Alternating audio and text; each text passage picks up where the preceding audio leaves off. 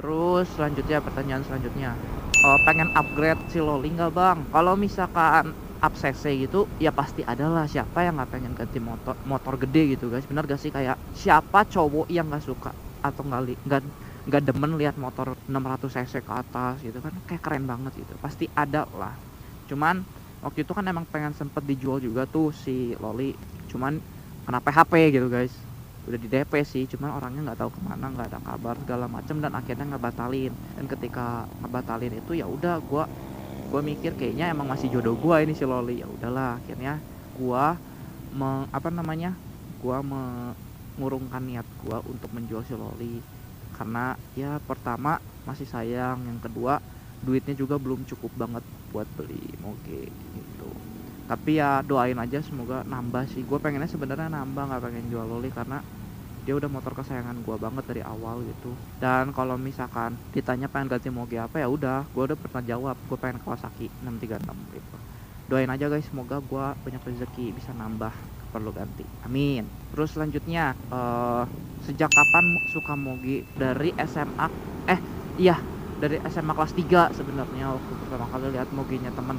Pertama kali suka banget, suka ya, bukan suka banget. Kalau suka banget sih ya waktu mulai pakai Ninja sih, ngelihat komunitas sana sini keren, moge segala macam. Nah dari situ emang benar-benar pengen moge banget, dan akhirnya sekarang menetapkan pengen moge tuh ya nabung segala macam tuh dari dari kuliah. Dari kuliah nabung pengen moge gitu. Terus pertanyaan selanjutnya, eh ada project apa lagi buat si Loli, di upgrade apa lagi? Oke, kalau buat si Loli sendiri sih gue pengen pertama pasang steering damper Orleans dulu guys. Steering damper tuh yang di sini loh, yang di cockpitnya itu. Nah terus udah pasang itu, gue pengen ganti kaliper depan belakang Brembo, barulah gue pasang Orleans, shock Orleans gitu. Itu sih apa project sementaranya Loli, karena ya kalian tahu sendiri, bukan apa ya, bukan maksud sombong gitu, cuman maksudnya harga-harga kayak gitu kan cukup mahal juga, jadi gua belum punya uang sebanyak itu gitu guys. Proses lah, namanya proses, dan mimpi mah nggak apa-apa dong, bener gak sih? Pertanyaan selanjutnya, vlog bareng Faris.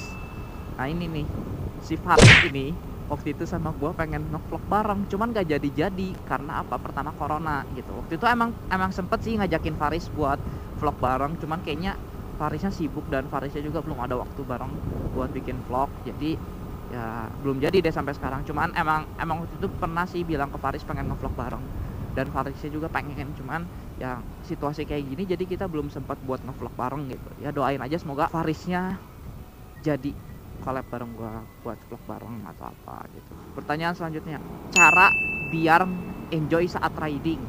Nah ini, kalau misalkan ditanya cara supaya enjoy saat riding, ya nikmatin aja perjalanan, nggak usah riwe, nggak usah pengen cepet-cepet nyampe, nikmatin aja. Nikmatin boleh lah, maksudnya ngebut boleh lah, cuman ya tahu batasan aja. Terus udah gitu ya, cara lain bisa kalian gunakan intercom. Kalau gue sendiri gue pakai intercom Sena, jadi Sena ini tuh bisa denger musik, bisa teleponan, bisa segala macem, jadi kan lebih enjoy gitu, kayak di dalam mobil gitu, padahal kan sebenarnya pakai helm kayak gitu. Nikmatin perjalanan gitu, ngebonceng pacar mungkin atau siapapun itu, pasang intercom supaya bisa dengar musik segala macem. Kayak gitu sih cara enjoy supaya saat riding, atau enggak bisa riding bareng temen mungkin, kayak rolling di kota-kota kayak gitu kan bisa. Ya silakan dicobalah. Next. Sejak kapan kok Evan suka nongkrong sama anak-anak motor?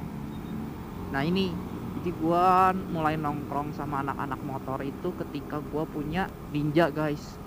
Iya benar, waktu punya Ninja. Jadi waktu punya Ninja itu gue ikutan kopdar gitu. Pertama sih waktu itu kopdar bareng Nio ya, Nio Bandung kalau nggak salah. Itu tuh anak ninja semua, dan dari situ sama Truth kalau nggak salah waktu itu, Truth sama Nio. Nah udah kayak gitu, baru dari situ gue mulai suka kopdar, mulai suka nongkrong sama anak-anak motor kayak gitu. Rame kok mereka. Anak motor itu tidak seburuk yang kalian pikirkan kok, yang suka ngebut-ngebut gitu. Enggak, salah besar itu guys. Tergantung komunitas dan tergantung orangnya masing-masing. Jadi kalian nggak bisa menjudge kalau satu komunitas motor itu jelek, nggak bisa kayak gitu, kecuali kalau emang dia diciptakan untuk bikin huru hara barulah. Tapi nggak selamanya komunitas motor itu buruk kok, percaya sama gua. Gimana pintar-pintarnya kita memilih dan kita memfilter serta kita menanggapi komunitas tersebut sih gitu. Jadi sejak nongkrong kayak gitu tuh gue punya Ninja tuh tahun 2017. Ya 3 tahun lalu lah, waktu kuliah, sorry guys, waktu kuliah semester 2 gue beli Ninja kan nongkrong, suka kopdar bareng anak-anak motor kayak gitu. Oke, sip. Pertanyaan selanjutnya, CBR 250 atau Ninja 250? Ini juga sama sih, udah banyak banget yang nanya kayak gini. Kalau buat gue pribadi sih, gue lebih milih CBR 2,5. Walaupun gue pakai Ninja sebenarnya, cuman gue lebih milih CBR 2,5. Kenapa? Karena CBR 2,5 tuh motornya itu lebih lebih lebih keren dan lebih kekinian gitu. Kan dia udah punya model 3 mode itu kan, 3 mode, sport, comfort, sama sport plus itu kan. Sedangkan kan kalau Ninja belum ada. Terus dia juga sudah upside down. Terus riding positionnya sih sebenarnya yang gue pentingin tuh, gue lebih suka riding positionnya CBR guys, beneran deh, kayak sporty banget. Tapi kalau misalkan Ninja 2,5 tuh kayak masih harus ganti stang dulu segala macam. Sedangkan kalau CBR tuh nggak perlu kita ganti stang juga, dia bener-bener sudah sporty banget dan sudah mendukung banget layaknya motor sport gitu. Cuman kalau untuk presisi badan, untuk presisi body, kayak bentuk motor, ya 11-12 lah, sama-sama bagus kok. Cuman kalau orang kenalnya motor gede itu biasanya kan Kawasaki, bukan Honda, bener gak? Gitu.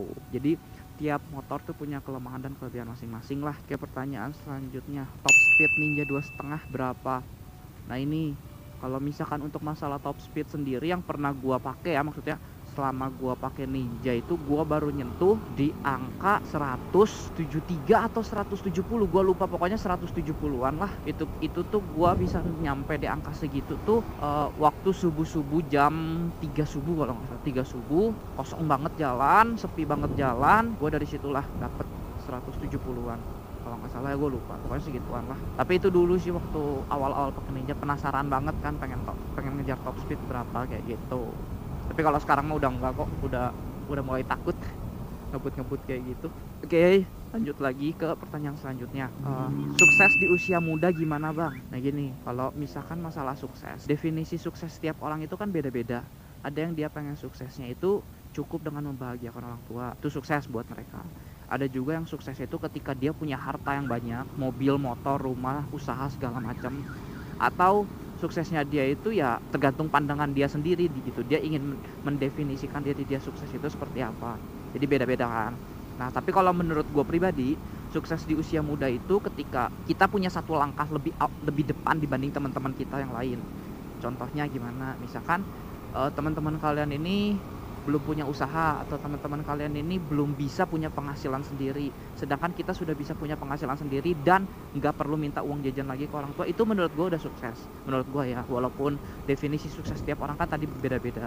Nah, ada lagi kayak yang suksesnya itu pengen punya rumah, mobil usia segini, itu juga tipikal sukses gue sih. Gue emang pengen punya mobil, punya rumah, punya mobil sendiri itu di usia seberapa tahun kayak gitu. Nah, tipsnya itu ya kalau yang gue belajar dari orang-orang hebat ya, kayak Jack Ma, kayak Mark Zuckerberg, terus kayak Steve Jobs segala macem, yang banyak orang sukses gitu ya, biasa mereka tuh cuman ngomong berani gitu guys. Kalian tuh cukup modal berani, kalian tuh nggak perlu takut. Emang maksudnya berani atau takut itu bukan artinya kalian jelek langsung jalan tanpa mikir, bukan gitu. Maksudnya kalian berani itu kalian sudah mikirin segala sesuatu, dan ketika sudah mateng, jangan takut lagi, jangan ragu lagi untuk memulai apa yang sudah kalian tetapkan sebelumnya gitu. Kayak misalkan gue pengen usaha, gue pengen kerja, gue pengen ini, ketika sudah memutuskan ya jalanin, jangan mikir lagi takut gitu. Balik lagi, setiap bisnis dan pekerjaan itu punya resiko masing-masing, besar atau kecilnya itu tergantung kalian yang meminimalisir kayak gimana caranya kayak gitu. Jadi pertama modal berani, kedua modal uang ya bisnis mana coba yang gak butuh modal, bener gak sih? Modalnya ya tergantung lagi ke kantong kalian masing-masing. Yang ketiga relasi dan distributionnya. Jadi ketika kalian bisnis itu kalian harus punya relasi dulu. Oh, gue pengen jualan ini, berarti gue harus ngambil barang dari sini. Atau kalian tuh tahu ketika kalian mulai usaha tersebut, kalian udah tahu harus ngambil barang dari mana, harganya berapa, segala macam. Jadi kalian gak pusing ketika punya orderan yang banyak. Oh, ternyata orderan produk gua itu bulan ini segini, kalian cuma nyanggupin segini. Nah, kalian harus punya relasi lagi gitu. oh gue bisa ngambil barang dari sini dan gue bisa ngambil keuntungan kayak gitulah. Jadi relasi itu penting, dan selain relasi kalian itu harus punya distribution channelnya guys. Distribution channel itu contohnya jalur pengirimannya. Kalian sudah punya relasi, kalian sudah punya customer, tapi kalian nggak tahu gimana caranya kalian kirim barang tersebut ke orang yang beli ke kalian gitu. Itu sama aja ngaco gitu kan. Jadi 3 hal yang paling penting untuk memulai usaha supaya sukses itu 3. Pertama modal, kedua relasi, ketiga distribution channel. Udah cukup kayak gitu guys. Ketika kalian udah punya 3 itu, kalian gue jamin bakal bisa sukses di usia muda lah gitu. Oke, paling segitu dulu buat pertanyaan-pertanyaan yang gue jawab hari ini. Maaf banget buat pertanyaan yang belum kejawab, nanti bakal gue jawab di sesi berikutnya. Oke, terus thanks banget buat semua yang udah nonton. Mungkin videonya sampai sini dulu. Mohon maaf kalau ada salah-salah kata. Don't forget to subscribe, like, comment, and share. Oke, pokoknya see you on the next video. Thank you, bye.